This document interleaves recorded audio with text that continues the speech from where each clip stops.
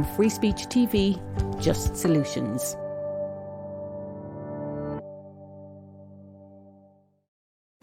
Christian, it's great to have you with us. Thank you so much for being our guest today on Just Solutions. Thank you so much for having me here today, May. Well, everybody is still reeling from the Supreme Court decision, albeit we knew this was coming.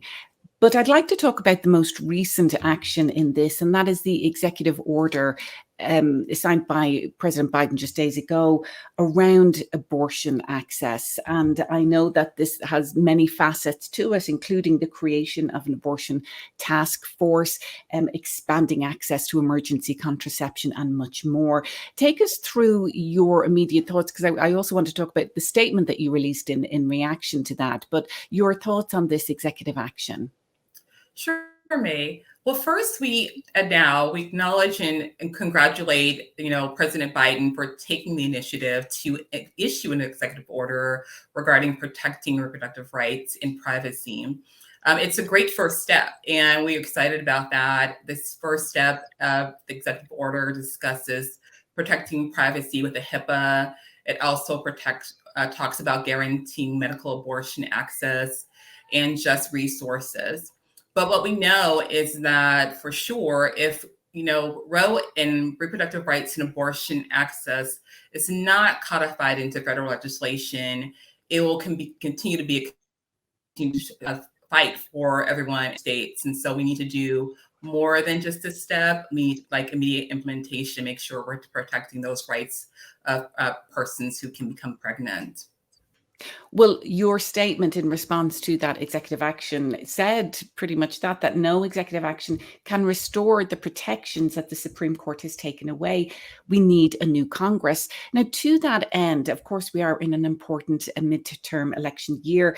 Now has actually launched, and this has been going on for a while, this virtual program to encourage women to run for office. Take us through this, because I want to talk about how we do get a new Congress and how do we encourage candidates who will have reproductive rights as central to their platform. How do we get them running and potentially elected into office? Sure. Well, when I say elect a new Congress, what we're speaking about, and what I'm particularly speaking about, is the fact that we have to make sure that the Congress that we are electing is going to have our rights and interests at stake, and they're going to uphold those rights and interests every time they take a vote.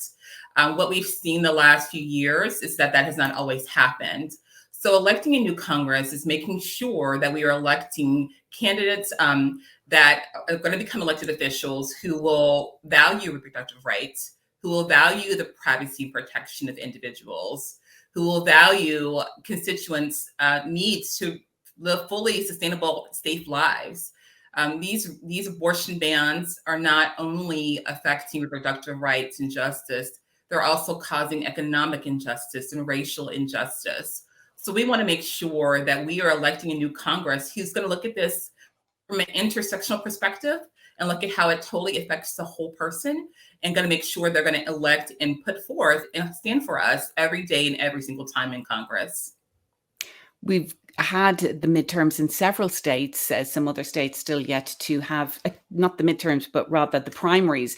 So some other states still yet to have their primaries as we head into the midterms. Are you seeing reproductive rights messaging in some of the primaries? And as we are seeing candidates emerge who will be running in the midterms, how are you seeing reproductive rights as part of their platform? Sure. So it's two ways that we are seeing this. Through our Running Out program, we are training candidates to make sure that they are including that messaging and understand how it's important to include that messaging when they are running for office. And as we're vetting at the federal level with our federal PAC, we're looking for candidates who are actually making sure they were speaking clearly and loudly about reproductive access. We're seeing a lot of them speak out. The ones who are running for re-election who voted consistently on supporting, Roe, they are speaking out. We're seeing that in their messaging. And for those who are coming forth, they're making commitments to be pro reproductive rights and justice advocates if they are elected. So it's important that we understand how this affects everyone, and everyone's making sure that they are acknowledging their commitments or their plans to be committed. If they're going to be feminist progressive candidates, we're looking for that and looking for that language.